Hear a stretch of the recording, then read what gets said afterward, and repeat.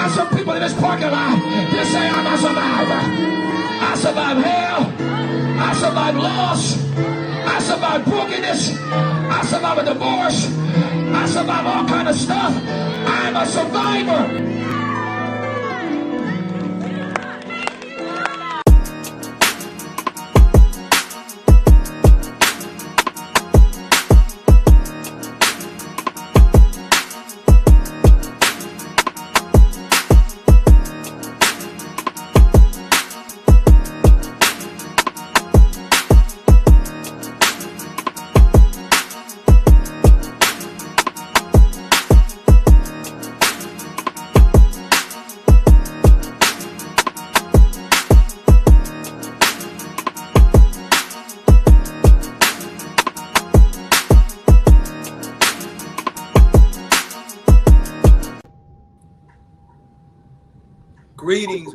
Greetings. Welcome to podcast number 8, episode number 8.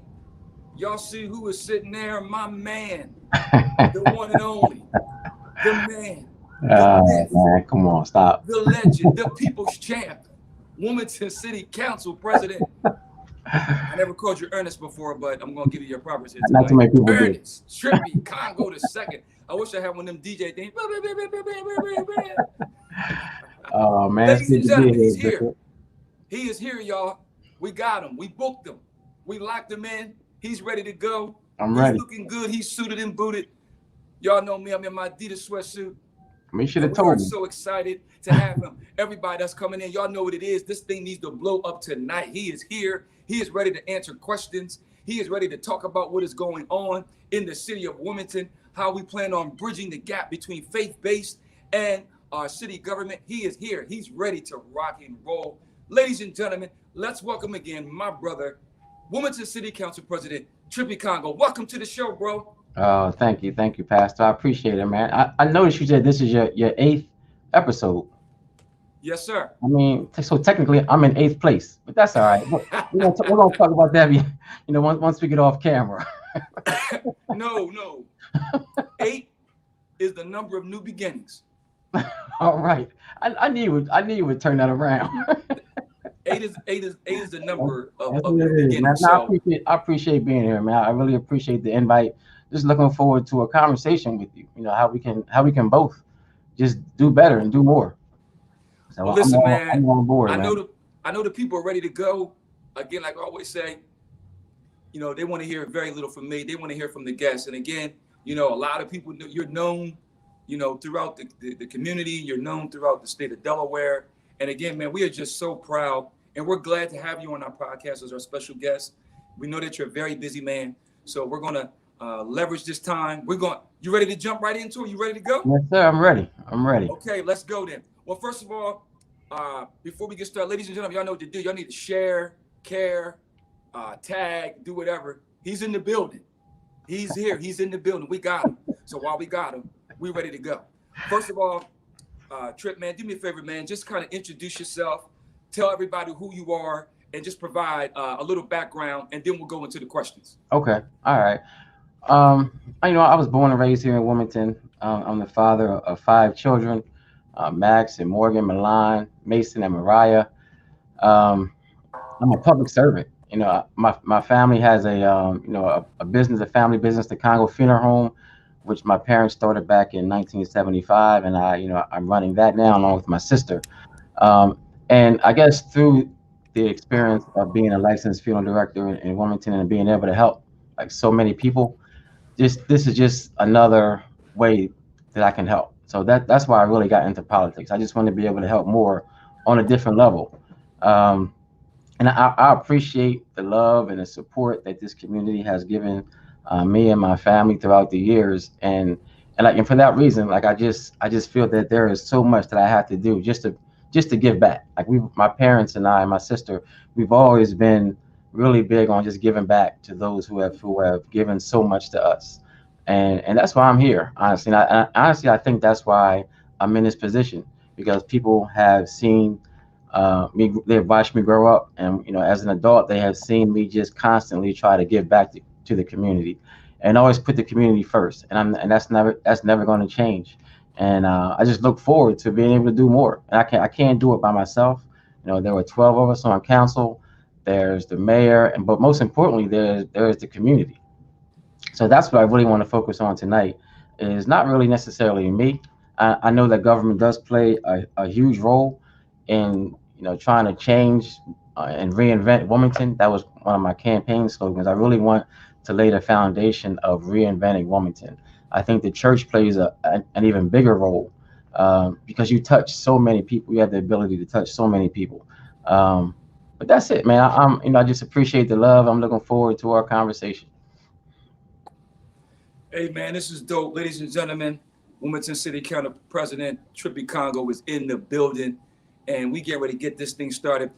Before we get to a question, did you ever think that you would ever get into politics, or that's just something that you Not at morphed all. into it? Yeah, not at all. Like I've been on council for this would be my 13th year, but before that, I knew very little about local politics. But once I got into it, I realized how important it is for our community to be involved and engaged and just know, because when our community isn't involved, like the politicians, we can do whatever we want if we know nobody's watching. So up until my late 30s, I'm 49 now. Up until my late 30s, I just had no political involvement at all. And I really want, and I realized where that came from. Like I realized, I think that our public school system really needs to do a better job of educating students about local politics. We always focus on national politics, the president, um, but we really, because local politics is really where change can happen. And but we don't do a good job. Our school system doesn't do a good job of preparing and even informing our children about politics. And honestly, I think it might be even done intentionally, so that there can't be community-based government. And I think that's what I want to pride myself on is the community telling me as the president, and the community telling council and the administration, giving us our marching orders. But no, I was never into politics. I'm glad I am now because I realized the importance of it, but I realized how important it is for me to make sure that the next generation knows more than I did at an earlier age. Wow, man, this is good stuff right here. I'm just sitting here just listening to you. I really don't know a lot about politics, like I said, other than going on Google or the internet or having Right, conversations. But now you're sort of kind of helping to enlighten and inspire. So that's what these conversations are about: is bridging that gap between right, people like me who may not be as educated in the political field, having someone like you who is, and giving us the information. Because sometimes we may have a bad perception about politics, or we may say, right. well, this or that, and what I Yeah. mean, because of our exposure or because of maybe what we reading in the media, but Hmm. maybe not really knowing, and having someone like you working behind the scenes to say, you know what, this is really how it goes, or this is how a bill is passed. And we always say, well, Right. we want change. But Right. then how do we, this is where you help us. How do we go about getting that change? How do Right. we go about doing it the right way Hmm. and seeing our voice being heard? You Right. understand what I'm saying? I do. I know exactly what you mean. And so there are two branches of government. There's the executive branch, that's the mayor, that's the administration, and then there's city council, and we're the legislative branch. So what we do, we really like we create laws and we pass laws and we talk about new laws that could help our city. And then we pass the budget eventually. But the administration of the mayor, that branch, they're the ones that for lack of better words, they control the police department. They control the fire department. They hire and fire, city employees. Um, so I think that a lot of people think that council, and I did too. Like I thought, when I was running my first term, I was like, I'm going to get on here. I'm going to do this. I'm going to do that. It's going to be easy, because council controls it, but council doesn't. It doesn't really work that way, unfortunately. And I guess coming from a background where if I saw something wrong in the funeral home, I could fix it immediately. But I can't really do that here, and that's probably the most frustrating part about being a council person. Like we can't fix things immediately. Like you said, there's a process. So we just can't push a button or make a call and something as significant as violence or drugs, or homelessness or jobs. We just can't fix it with the press of a button, with the push of a button. But we can do it over time and with the community's help. And that's why in 4 years, I really want to be able to say that this council, not me, I didn't really do this to get the glory. Like, I want this council to be able to say, look, Wilmington, what we have done over the last 4 years. And I think if we do that, um, it'll be a job well done. Hey man, you saying some good stuff. Come on, y'all. Let's go. Let's get in here. Listen, let's take. I want to go into this next question. All So, right. Trip, do me a favor. I know you kind of explained it, but can you go a little bit more deeper? As Okay. being the Wilmington City County's president, can you talk about and kind of tell us what your current role and responsibility is as being the president of the Wilmington City Council? Yes. Technically, the president isn't any different from any other council member. So, like I was saying before, there are 13 of us. The president's main role is to preside over council meetings. But besides that, all 13 of us, really, we just represent Wilmington and we respond to what Wilmingtonians want. That's what we're supposed to do. Whether it's trying to be the bridge between, um, getting constituent services done for our community. Like if there's a vacant house, or if there are stoplights out, or someone wants a stop sign. If residents just have a concern, like, we're the people that they come to, and then we try to make it happen for them. Like, we don't fix it. Well, we have connections with the various departments within the city, that we can just hopefully connect them to that department so that their concern can be addressed. And then every first and third Thursday we have city council meetings, and throughout the month we have committee meetings. So city council has various committees where we just discuss legislation, we discuss the concerns, we discuss. We've been like the biggest thing right now is the pandemic. So I just came from a health, aging, and disabilities committee meeting where Christiana Care was just giving us an update on COVID. So it's really we're really informational, and we're really meant, just again, like, I can't stress this enough, just to get our marching orders from you. But as a president, I don't really do anything that much differently from the rest of the members. It's not set up. It's not like the president of the United States. That's kind of like the mayor. I just kind of, I can have a strategic plan where I say, this is where we want to go. This is where I want us to go as a council over the next 4 years. But again, all council members have to buy into it, and I have to listen to them. We have to listen to each other. So it's not like I'm not the boss at all. But we're just I might be the point guard for the team, but definitely not the boss. I don't want to be regarded, and that's how it's supposed to be. Like, when I campaigned, I campaigned on us doing our job as one council, and that's probably one of my four pillars. And one of the most important ones is just us presenting a different council to the city, us being respectful and professional and responsive. We do that as a team. I don't want to be like, I'm not the leader. I might be the point guard. That's good. That's good. So didn't uh, You're breaking up a little bit.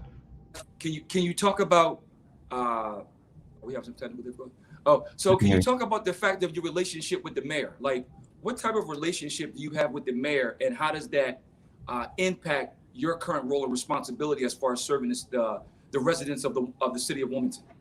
Okay. Yeah, I don't think it's any secret that the mayor and I have had our differences, um, throughout, especially last session. That was his first term, and we've had our differences in the way we think, that in the direction of that we think Wilmington should go.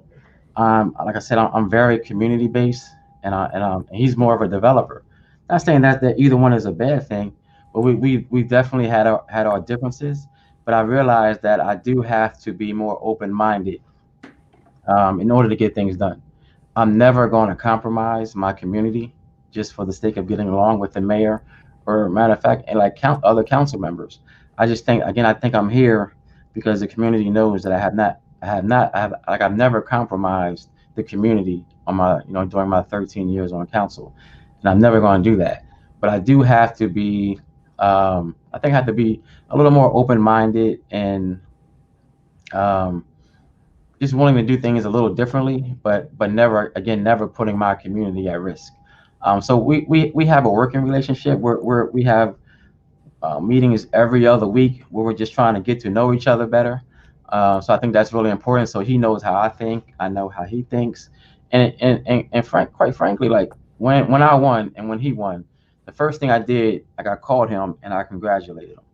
I thought that was important because of our past. Like I don't want to fight with him for 4 years if it's not necessary. I'm always going to fight for the community. But I told him, I was like, hey, congratulations. You've done great things for the city of Wilmington. I think that we need to continue to develop, but I want more black and brown people at the table. That's good. I want us to get more contracts so we can start generational wealth. I want us to be one voice, to try to address this violence, to try to address public education, to try to get more jobs. And I think that we can do it. If he understands me and if I understand him, I think we can. We have to coexist because the people elected both of us, and the people don't. I don't know if the people want to see us fighting just for the sake of the fight. Um, so we're it's going to be an evolving um, relationship with the mayor and I. I'm looking forward to I want him to continue to develop, but I know that to have my support, like he has to make sure that a lot of those contracts go to black and brown people, and that's my biggest thing. And a lot of those workers need to be black and brown people. And if he does that, and he said he's on board with that. So if he does that, if he keeps to his word, we're going to be fine. You know what, Trippy? It's funny you say that, and I'm kind of, you talk about the point guard. You the point guard up there where Right. you at. I'm the point guard where I'm at. So we both point guards. I want Right. to kind of go off script a little bit. So you talked about the fact that so again, you're the voice of the people, having Hmm. that because none of us will. I ain't gonna say none, but chances are really having that kind of conversation sitting in front of the mayor. The chances probably would not be high because of his schedule, because everything's Right. going on. But because you have that direct communication with him, he knows you first name, you know him first name. So you're Right. able to get certain agenda items in front of him on behalf of the city of Wilmington, right? Right. So I like Yeah. what you talked about. So talk a little bit more. You talked about I want to see more. And again, this is not about playing a race card here. However, we do need to see more black and brown people at the table, Right. seated at the table of greatness. We do need to see more black and brown people who have businesses, especially contractual businesses, getting Right. some of those jobs. Getting into some of those places and doing some of those home renovations and like we doing the plumbing and electrician because we Right. have people who are black and brown who are tripping, who are highly skilled, have the Absolutely. ability, want to get their business off the ground, want so for you to like that, I think that's very important. Can you talk a little bit more about how you represent the black and brown people and getting us, especially for those that have those small businesses at that table, getting those contracts in order to, not only help them personally, but also to help contribute to the economy? Right. So a couple things. I think that we have to make sure that the black and brown population is prepared to handle those kind of Mm, responsibilities. Right. It's one thing to want to do it, but you really have to be prepared to do it. You have to be that's good. prepared. You have to be prepared financially. We got to, I always fall back on public education because I think it just plays it could play such a greater role in making sure that our population is ready for the jobs and ready for those to handle those major contracts in reinventing and redeveloping Wilmington. Um, and again, yeah, I just and we have a department in the city called economic development, where we set aside funds for minorities, but so many minorities don't even qualify for those kind of grants or loans. So we have to make sure that we're not setting the bar so high that people that the intended purpose isn't working. But then at the same time, we have to make sure that we are making sure that our people are prepared. And that's another one of my pillars is advocacy. Like we really need to make sure that we're connecting with organizations that are preparing our young adults to handle those kind of jobs and responsibilities and knowing the importance of showing up on time and showing up dressed appropriately and knowing how to communicate on the job and hard work, and I think that's where those organizations that are already set up to do that. I think that's where council funds need to make sure that we're making sure that we're making sure that those businesses and those organizations are properly funded in order to prepare that generation and our population to get the jobs that I want to demand from the mayor and other developers. And I don't want to make it seem like the mayor is doing all of the development in Wilmington, but I know that he does have that background. And again, he has those connections with the developers who are coming into Wilmington. So he has to be able to say, hey, even though the city isn't sponsoring some of the development, he has to make sure we have to make sure as a council and as an administration that developers who do come to Wilmington know that they have to hire locally. It has to be a certain like we're 70% black and brown. So like we need to make sure that the workforce is mirroring that, at least working our way towards that. That's So we good. shouldn't we shouldn't see a whole lot of out of state license plates when we see in construction and developing in the city. That should be local hires. So that's one of my objectives. That's been an objective of city council for years. But we should have to make sure that we're making sure that whatever those goals are, that we're making sure that somebody is monitoring them, and that we're increasing them every year, so that we're making sure that our Wilmingtonians are being hired first. Hey, Trippi, you said something that was very, very good. And again, I want to drill down a little more deeper. Uh, A lot of people didn't probably don't know, and I didn't know either. We want you to talk a little bit more about the economic development department that is there at the city. So, Trippi, can you talk a little bit more about what the economic development team does and how they help people as far as with these funds and what these funds are used for, and mhm. then to talk about too the issue around why black and brown people are not qualifying, how you plan on trying to change that bar and allow that bar to be able to allow more and more people to be able to qualify for these funds. So I kind of wrap that question up in one. But again, a lot of people didn't know about the economic development. That's what I'm Right. saying. This is new information. Some people assume, but we're debunking that right now. All right. Talk a little bit more about the economic development team, and then what you're again you talked about trying to change that bar to allow those funds to be accessible, I guess, for people who have small businesses. All right. So there's a department in the city's economic development, and their task is to make sure that we have economic development in our city. Um, Through that, there's a portion of money that has to go specifically towards minorities, whether it's women, black and Hispanics, Asian, um, but they have to qualify to get that money. Um, What are the Sometime I'm sorry, Trip. What are the qualifiers? maybe it's like a certain credit score or a certain amount of money in the bank, or I think those are the two main things. But we know that we don't always have that money in the bank. We don't always have those necessary credit scores. So we have to make sure that we're not setting the bar so high that we are um, eliminating like it's like the very population that is intended to serve.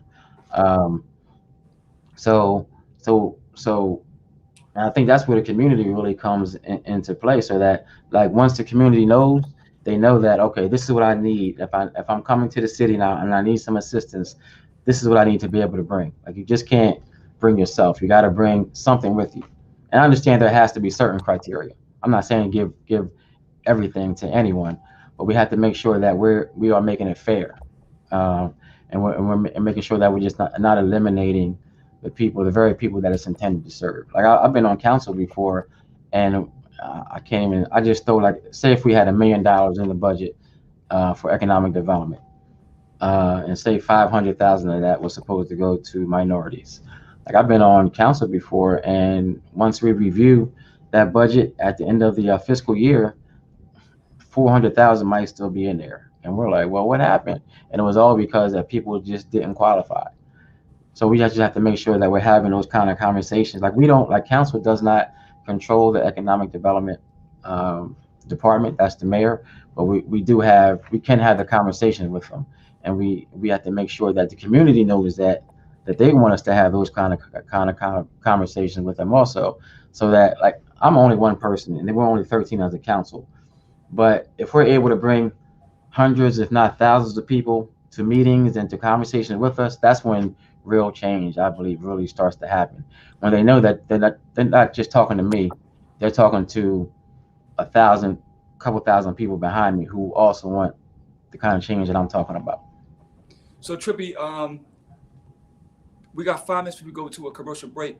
Trippi, talk about those meetings. So you guys have these meetings, and those meetings Mhm. are public meetings, correct? Yes. So our meetings, all council meetings have to be public, and that's the third pillar of mine is just community engagement. And I stress that enough. Once the community shows up and once the community starts to be involved and ask questions and hold us accountable, politicians change. Like if we know nobody's watching and if we know nobody's showing up at that meeting and nobody's on our Zoom meeting, we'll do whatever we want. We'll vote however we want because we know there's no one there to hold us accountable. But once the community really realizes its own power and shows up and questions and show and once we're out of COVID shows up to civic association meetings and comes down to council chambers, even though right now on Zoom, like show up on our Zoom meetings and question us and and kind of read the legislation beforehand and come in there and just talk to us. Not saying just come and beat us up for the sake of beating us up, but just come and talk to us about your concerns. I think that's where like we start to see that shift in especially in local government.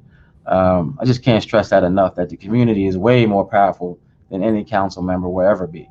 Once the community really shows up and shows us that they're paying attention. Ladies and gentlemen, I don't know about y'all, but right now I feel like I'm in a government one-on-one masterclass with Trippi Congo, because there's some things that you're saying tonight. When I used to live in the city of Wilmington, I used to hear about the council meetings, but I'm like, man, they just having the meetings to be having meetings. That's what I'm saying. That was my mindset. Right. I had that. So Trippi, if I'm one person out that mindset, imagine you take that times 100. Now you got 1,000 people that got the same mindset as me. Mm-hmm. What they doing in their city council meetings? They keep having those meetings. Ain't nothing gonna change. Right. They're gonna keep on doing that's that mindset. But here you are now coming from a different set of set. You guys show up.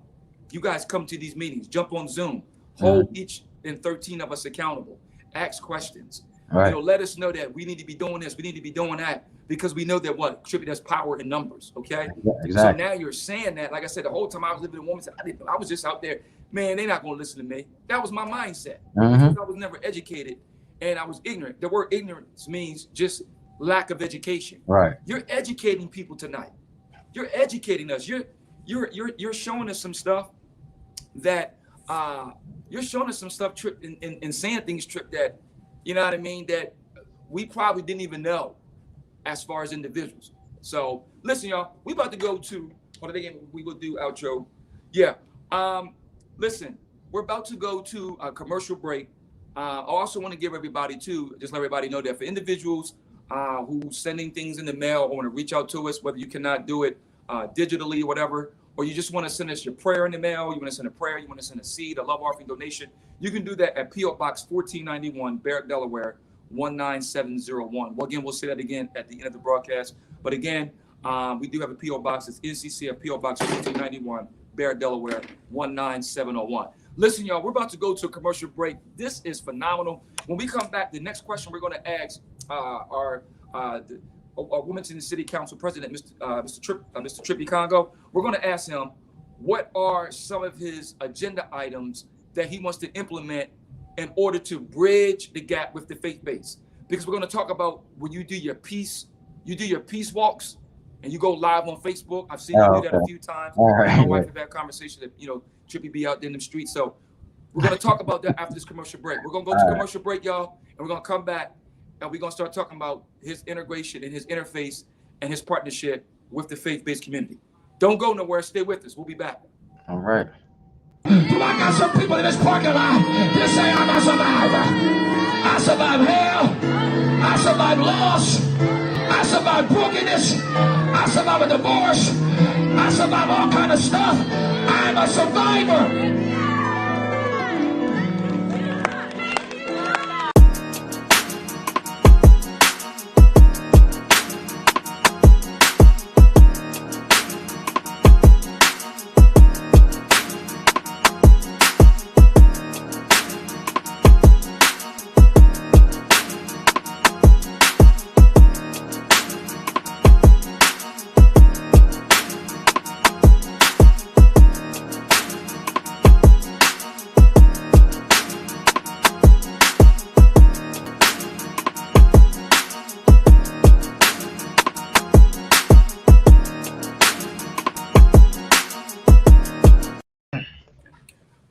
Okay. We are back. Ladies and gentlemen, this is our podcast for next week. My brother, Pastor Sean Lee. Again, we're going to talk about mental ministry and music. This man, a lot of people don't know, he used to be the minister of music for Apostle Weeks at New Destiny. And now he is a pastor himself. So we're going to talk about his story. He's got a lot of things he wants to share, a lot of things he's been through. A lot of people don't know he's been on the backside of the desert, but he's back. We're going to talk about that next week, podcast number 9. But right now, again, ladies and gentlemen, my friend, my brother, Trippi Congo is here, Wilmington City Council President. I got to do it in my mouth. You know what I'm saying? Listen, man, you are really seeing some things. We're going to go right into a trip. Tell us about what are some of the things and agenda items you want to do to bridge the gap with the faith-based community.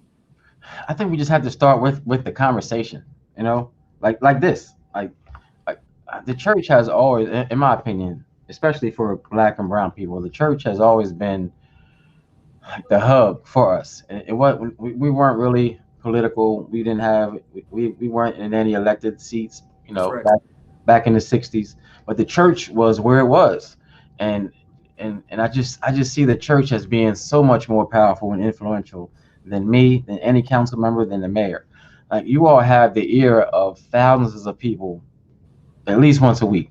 So just imagine if the faith-based community got together, all the pastors got together and said, you know what, at least one Sunday a month, this is what we're going to talk about. We're going to talk about getting your credit right, or going to a council meeting, or having a community cleanup, or whatever you all come up with. Just think if you ever just think how big that could be if you did that. I'm not saying that that's not happening right now. I just think that Wilmington is just so small and everybody's connected. So if the churches got together and led us, and when I say us, I mean the politicians too, but especially the community, I just think that that's really where it is. And you mentioned those peace walks. Those aren't mine. I don't want to take the credit for those. Those are Pastor Margaret Guy's.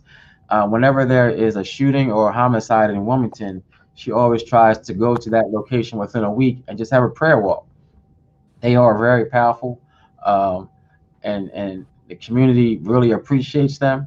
So when we're walking and I'm going live, I'm just kind of showing the support that we're getting from the community and the appreciation that we're getting from the community. But I just know, man, that if the churches just kind of just got out of the church and got back into the community, the sky's the limit. Like I don't know how much we can do. I think I have a role as an elected official. Don't get me wrong, to try to break down some of the laws and the systemic racism that is in government.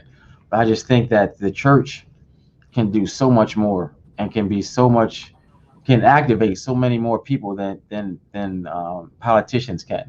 And the church, and they can say, you know what, if council has this agenda where we're going, because Dover is really where a lot of the change needs to happen. I want to talk about that in a minute too.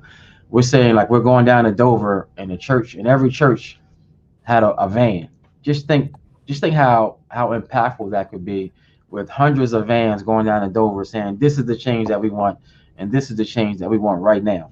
Like we know the data, we're tired of the conversations, we know the statistics, but this is what we need the Dover legislation to vote on, whether it's gun laws, whether it's public education, whether it's about housing, and whatever that agenda is. I think that we can work together on getting agendas and setting up agendas, but the church can just activate thousands of people at the drop of a dime, where not only council members will start to pay attention, not only the mayor will start to pay attention, but the governor will start to pay attention. So we can't leave the governor's role out of this also.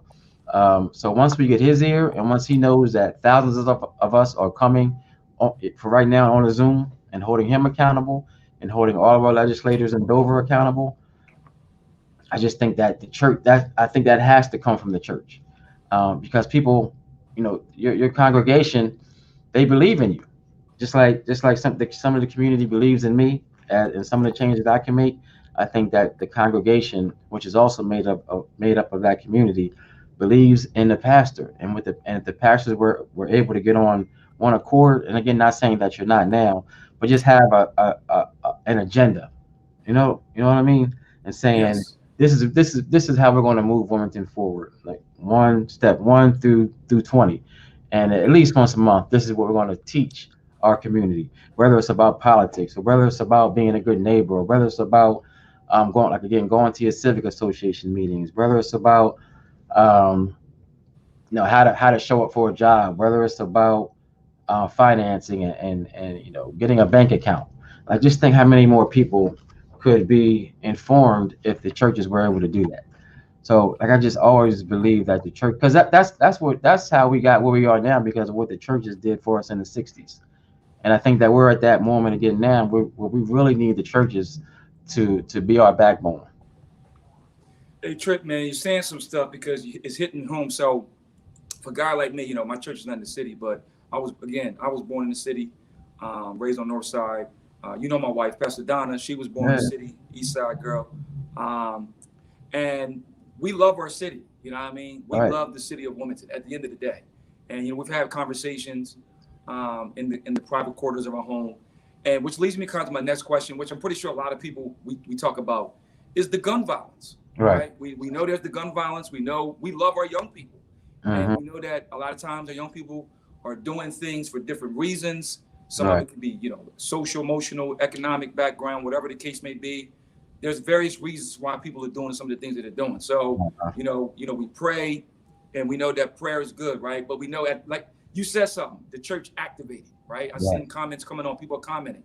So I think one thing that you said with that was key is I don't think we as the church, I don't think that we know how to set the agenda. I don't think we know how to Okay. come to the table and say, okay, there's so many different things. We got this, we got that. Like, how do we set an agenda? How Right. do we move forward? How do we get the attention of, like you said, of the mayor, of the governor, of this? Like, I Hmm. don't think that we know what we're doing. Like, we know how to come together and rally and get in the streets and, like you said, and protest and pray.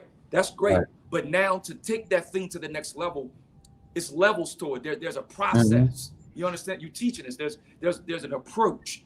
There's a way you have to do it, right? So um, the violence in the streets, right? So Okay. I don't know what the numbers are, but to me it seems like the numbers are down because before a while, it seemed like every time you're looking at the Delaware online, somebody was getting shot, west side, east side, north side. So you can kind of tell me. So quick. So what are the numbers now? Have the numbers going down? No, the numbers and What are the this, numbers right now, this, Trip? this could that could be a whole podcast within itself. The Well, numbers are not that's why down. we gotta get you back. But go Right. ahead. I'll definitely be back. The numbers are not down. So I'm going to take you back to the previous administration. Well, two administrations ago, when it was Mayor Dennis Williams, and one of his biggest, um, I guess, goals was to decrease the violence in Wilmington. Right, over his 4-year term, um, and the News Journal beat him up almost daily. Whenever there was a shooting, whenever there was a homicide, they just tore him down. And not saying that they shouldn't. Don't get me wrong, because that was one of his objectives was to, decrease the violence. And I don't think, first of all, I don't think the mayor is responsible for that. The mayor can't, neither can the police. They can't make somebody change their mentality around trying to if they want to hurt somebody. The mayor can't do that, right?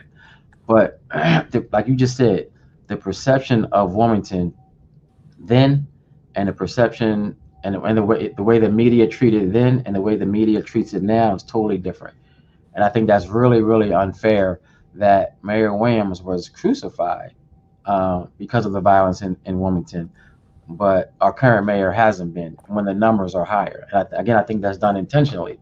And don't get me wrong, I don't think that the News Journal needs to um, every story, like every the headlines always has to be about the shootings. Like they really have to do a better job of balancing what Wilmington is. And we're not murder capital. We're not just shooting each other and doing nothing that's positive.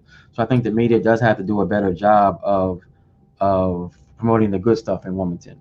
But no, the numbers are not down. They have increased. So a couple weeks ago, I had a meeting with a state-run program called Root Violence Intervention, and what they do is they study gangs in Wilmington. So for a while, people in Wilmington didn't think there were gangs, but there are gangs. Talk about that. Talk about that, Trip.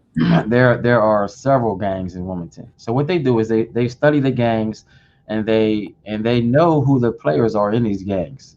So they said there were about um like 500, give or plus, at risk youth, um, who could be affiliated with gangs.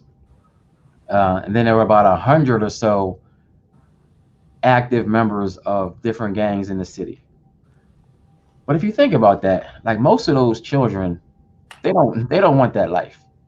Some of them you can't reach. I'm not gonna say we can save everybody, but I think that we can save everybody. I guess maybe I'm just a dreamer. But some of them are so far in those gangs, that's all they know, and they're not ready to get out. But I would say about 90% of them want to get out, and if we show them something different, and if we expose them, and if we prepare them for jobs and going back to school and getting an education, they will leave that alone. Like most of those kids, they're in those gangs because that's all they see. Like they grew up. I met a young man who is 21 years old. He has been on probation since he was 12, and I met him through GVI, Group Violence Intervention. And I said, so when they came to me and gave me this presentation, I was like, and I cannot keep jumping around, but really big for me is mentorship. So I always wanted to be able to, like, I don't want to step in any organization's toes, but I always wanted to have a program, not necessarily that I run, but I want to be able to advocate for a program that deals directly with those at-risk children. So when they came to me and they said, we want to talk to you about, these children and these statistics, I said, no, I want to meet a couple of them. So I met this young man. He's 21. He's been on probation since he was 12.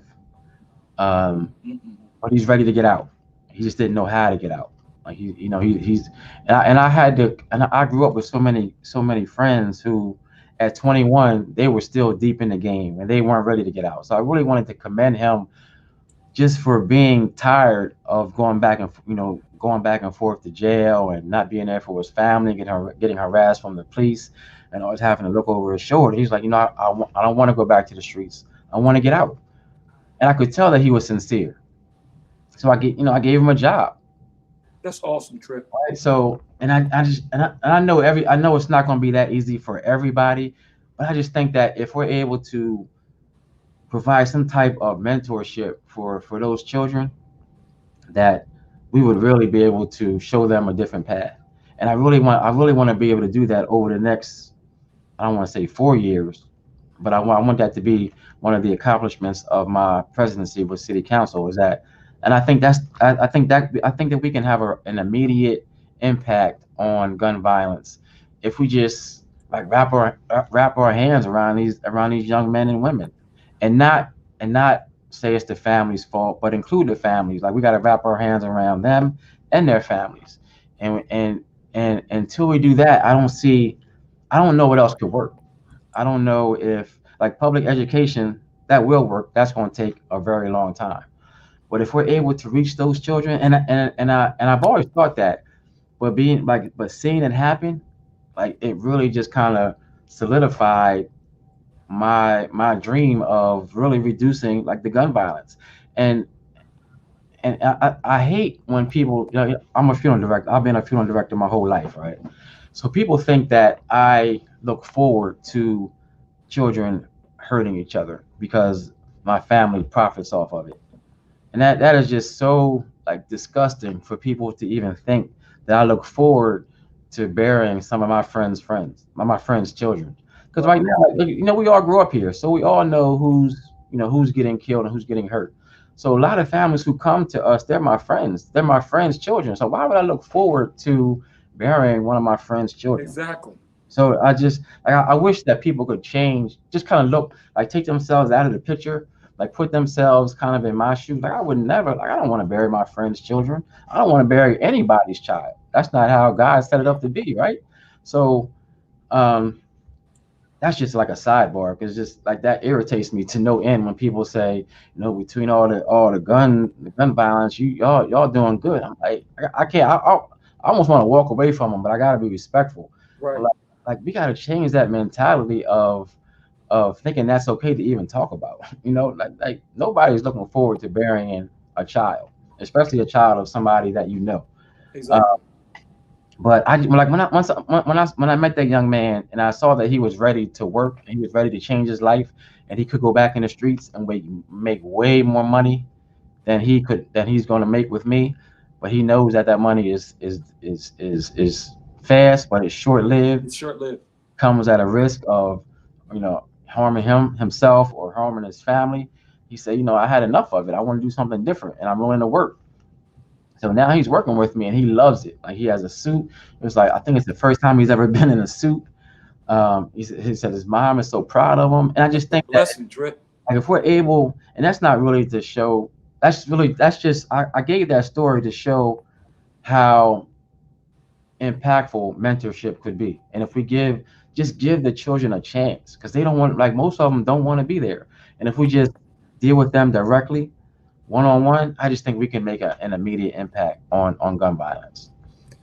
Well, Trip, the comments started blowing up because this is a very sensitive topic, especially as for us as the African American community, seeing our babies dying. We've had Right. people close to us who've lost their children.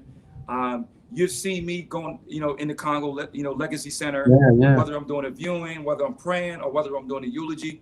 That is not a time for me and my wife, where we're just looking. It's just business as usual. Like Mm-mm. we're doing the ministry side, but then there's also the family side as well too. Trying to be there for the family, trying to. So as you're doing your job as a pastor, me and my wife, we have to do our job, which is just as difficult. You understand what I'm saying? Right. One of the things that I seen on the screen, that I was going to ask you too. Uh, What about the programming for it? Like, it seemed like, and maybe I could be wrong, and you could correct me. okay. Are there programs for young people? Like I remember when I was growing up, I had the Boys Club. You had the Storm and Norman's Classic. You had disco. When I was growing up, Trip, everywhere you went, it was some kind of program going on. The lunches. I used to work for for the city of Wilmington. Uh, And Mr. John Sheehy. Mr. John Sheehy. oh yeah. His family. He used to get me and my cousins and stuff Hmm. jobs, and we used to hand out lunches. We look forward to that. We would take that. I remember a trip we used to get. We would get $99 every, I don't know, every 2 weeks, but we would take that $99 and go up to aisles and go buy a fresh shell top, go get a cheese steak. Like we Right. were looking for, but it was always. And then they used to have a Trip. Remember the parties down at Price's Park? Oh You know yeah. what I mean? Yeah. Uh-huh. Trip, you know what I'm talking about. Like, but Trip, it seemed like there's nothing for them to do. Like there's nothing for them to do. So Right. sometimes we know that an idle mind is the devil's worship. So they get into stuff, and because there's nothing to do. And again, I could be wrong, but I don't see Mhm. programs. I don't see things going on. What is there for our young people to do to keep them? I'm kind of jumping, but since you was talking, to keep them occupied. Thank God you're in the place that you're an entrepreneur. You were able to help a young man. You Right. saved one. We know we can't save everybody, but you helped save a young man. Right. But getting into that position, you know what I'm saying, to be able to help a young man, help him come off the streets, you were able to provide, resources for him. Hmm. But again, Trip, it seems like there's nothing for them to do in the city. Maybe I'm wrong. Talk to me. Yeah, I think COVID has had a really big impact on that because now like we can't gather and we can and those programs that were available for kids before, like they just can't have people in buildings, so people are kind of left at home, and kind of be able to like to fend for themselves on finding something to do. But there are plenty of things to do. I think that like the city and that different organizations have to do a better job of promoting those type of activities and making sure that kids can get there, and making sure that it's local to different neighborhoods because we do have to be honest that right now a young man may not be able to go to the other side of town because of differences. So we have to make sure that if they are comfortable with going across town, that they can get there, and that if they're not, that there is something in their immediate area where that they can participate in. But there are probably hundreds of organizations that advocate for kids and have activities for children. But I think that we have to do a better job of making them more accessible and making sure that the families can afford them if there are fees involved. And I think the main thing is just making sure that they know where to go. And I was just talking to my chief of staff that works here for city council, and that's going to be one of our objectives, is just to make sure that parents know and children know like where they can do certain things. But it's just so hard right now because of COVID. Like everything is virtual. Oh, okay. You know what I mean? So they had to shut Right. down a lot of those programs and go virtual just to keep everybody safe. But like before COVID and even post COVID, there are plenty of things to do. We just have to be able to make sure that kids have access to it and that the parents know where they can send their children. So Trip, you talk about those programs. This is Mhm. some real, ladies and gentlemen, this is some real good roundtable discussion stuff. And again, you're educating me because of me, again, me from the outside looking at, it's nothing for them to do. Right. That's why they doing what they doing. And here you are saying, no, there's, I mean, Yeah, that's pre-COVID, plenty. there. So Trip, give me some examples of some of the programs that are out there in the city of Wilmington that kids could do that I think maybe are not being advertised or maybe not. So maybe like who's responsible for the marketing and pushing it and getting it out there? Like who's that's the responsible thing. for making sure that people are aware of what's going on in the city? Right. So usually it's those individual organizations that are responsible for promoting themselves. So I think that's where government can step in and make sure, because right now, like the organization might only be able to advertise or promote themselves through social media. Not everybody has access to the same social media. So we have to make sure that we're providing different outlets and media sources for, because we have a station down here, WITN, it's a city council TV station, like that, so that those programs can be they can promote themselves on our TV station. But there's like the One Village Alliance with Chandra Pitts, Duffy's Hope. I mean, there's so many different organizations um, in the city, but there's no one there's no one source for everybody to go to and say, okay, what do I want my son or my daughter to do this summer, or to be able to do this weekend, or sign up for ballet or for karate. There's no one-stop source. So I think that's a great idea. If we could have a one-stop source where all these different organizations could promote themselves, and parents and families and communities know, like, go to this TV station or go to this website or go to this Facebook page, and you'll see the hundreds of things that our children will be able to do. I think that would be a huge step in making sure that there is a connection between the organizations and those families. So that's a good idea, and that's what our chief of staff. That's what we really want to be able to do through council, is to if we're not that source, that we can make sure that we're advocating for that source to be a reality very, very soon. And if we have to put funding behind it, that's what we can do too. But there are definitely things for our children to do. It's just lack of access sometimes, lack of information of knowing what it is, and sometimes it might be cost prohibitive. And I think again that's where city council can step in and making sure that we're funding these different organizations so that it lessens the financial burden on the families. I see a question. My wife put some out there. She said, "Are the organizations being funded so that the programs stay thriving?" We can we do, like city council has, we all have, before COVID, we all had, right now we have like $7,000 that we're able to give and help support different organizations. But 4,000 of that has to go towards scholarships for college. So each council member has around $3,000. The mayor has a much bigger pot of money. I'm sure the state has an even greater allotment of money to help those kind of organizations, especially during COVID. I know the county received hundreds of millions of dollars to help with COVID relief.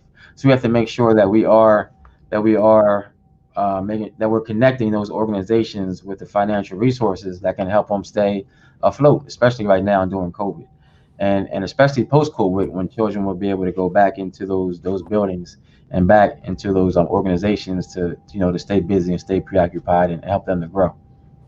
Hey, But Trippy, I get. So you told me that I can hold you accountable. So even though I'm yeah, a former Wilmington resident, but Wilmington is still uh-huh, where I was, raised. So right, you said it. I think it'd be a great idea to have maybe like one portal where right, people can go like a one-stop shop, because we know right, right now we live in a world of social media.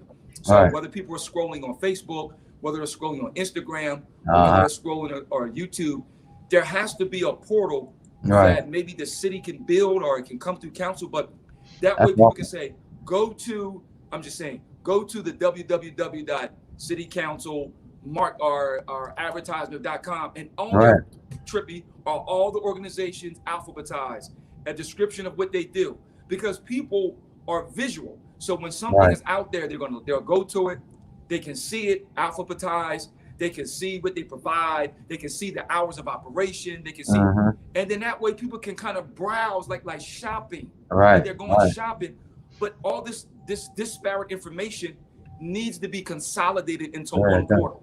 So that's what I want you and City Council to work on. Yes, sir. To build. I need you to write that down. I'm going to hold you accountable. I'm going to hold him accountable, ladies and gentlemen. He told me to do that, and I'm going to try to show up for those meetings. So Trippy, again, because my media team told me my time is running out. Trippy, we got to get you back. But before I do, Trippy, tell us about those meetings. Tell us about we just got started. Tell us about those meetings, Trippy.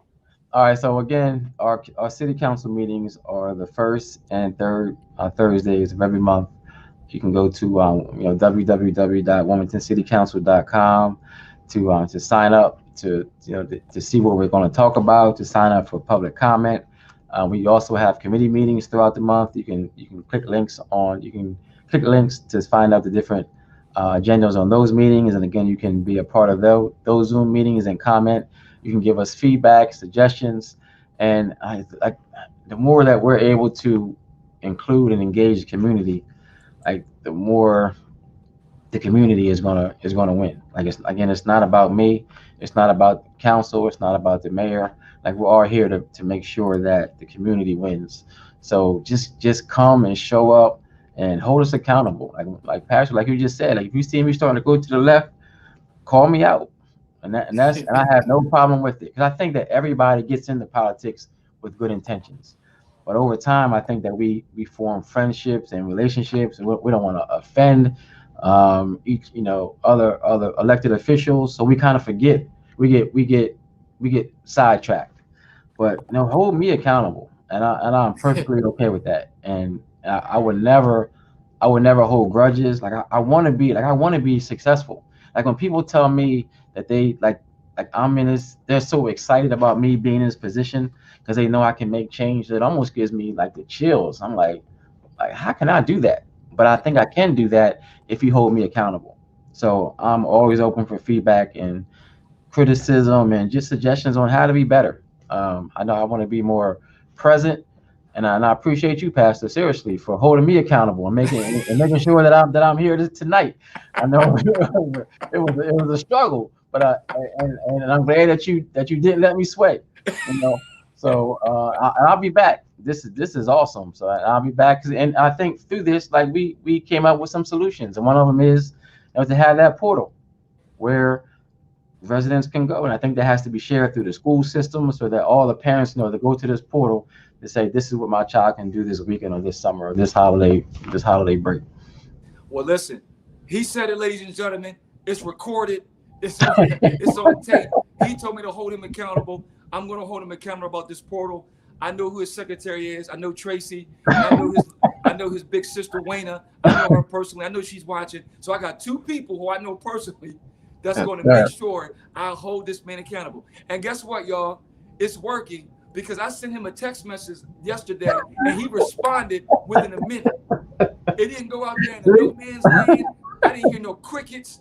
He responded. He said he wasn't ready for that. I said, there you go, Trip. Now you get somewhere, sir. So if he can respond to me, then that means that portal is going to be built. I'm going to hold this man responsible. That's again, right. Hey, Trippy, one more. So if the people, can you say it one more time? My team's going to put it in they're going to put it on the screen.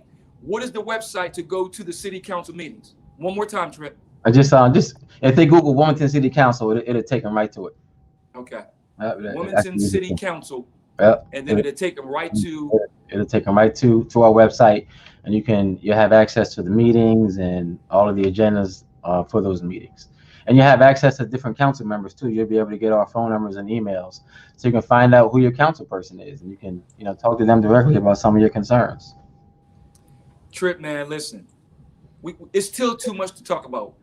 I'm gonna check that schedule, man. I'm gonna try to get you back next month. I'm gonna check your schedule. I'm gonna talk to Tracy. All right, we don't have to wait that long. I'm gonna talk to Tracy. I'm gonna talk to Wayna because I know I got to get them to double team you and come with a blitz package. But we want to get you back because there's still some unfinished business. So All right. listen, ladies and gentlemen, tonight was a very good discussion. I learned. I know you guys learned a lot. Go back and replay it, watch it again. Trip, man, thank you so much, man, for joining us on Thank tonight. you. Again, we're going to continue these discussions. It's not done. We still got some more questions to fire at you, and you did a great job. Trip, you got 30 seconds, man. What you want to tell the people before we go? Again, I'm just grateful and thankful to be in this position. Honestly, I've always wanted to be able to help, and this is just another way, and I can help people, and I want people to know that I don't really have the power. Like if you get anything from this conversation between Pastor and I hope that you got that you really have the power, but you just have to show up. Like the world is run by people who show up. Like show up, bring somebody with you to the meetings. Just get informed about what's happening in your child's, their school, and get involved what's happening with local politics, and I think that we'll really see some immediate change. So thank you. I can't thank people enough for just allowing me to be in a position just to help more. It's not about me being a president, but it's about me being an advocate, and I just think I can do that. I'm able to do that on another level now, just because of this presidency seat, and I'm just very, very appreciative of it. And give me. I don't know all the answers, so just give me your feedback, give me your suggestions, and let's work together. It's not about me. It's not about elected officials. It's about all of us working together to reinvent our city of Wilmington.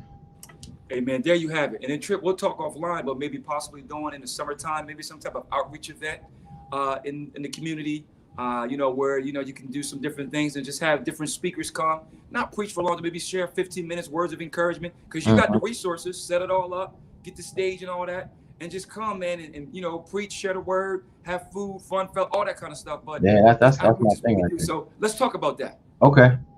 All right, ladies and gentlemen, you heard it from your own mouth.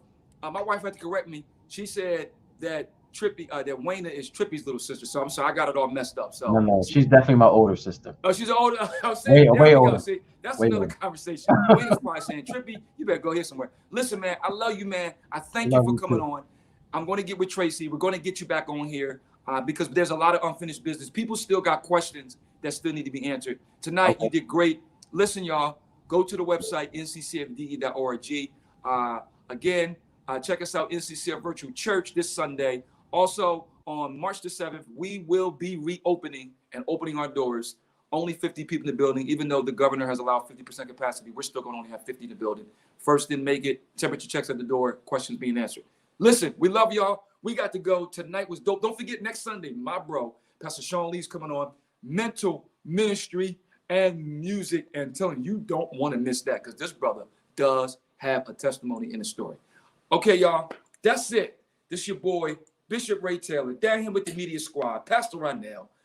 Kavan, Shannon, Deaconess absence. On behalf of me and my lovely, beautiful wife, my queen, the prophetess, Pastor Donna Taylor, we love y'all. We'll see y'all Sunday. And remember, only what you do for Jesus is going to last. And we're moving you from religion to relationship.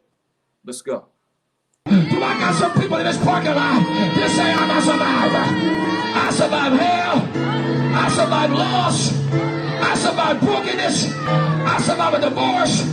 I survived all kind of stuff. I'm a survivor.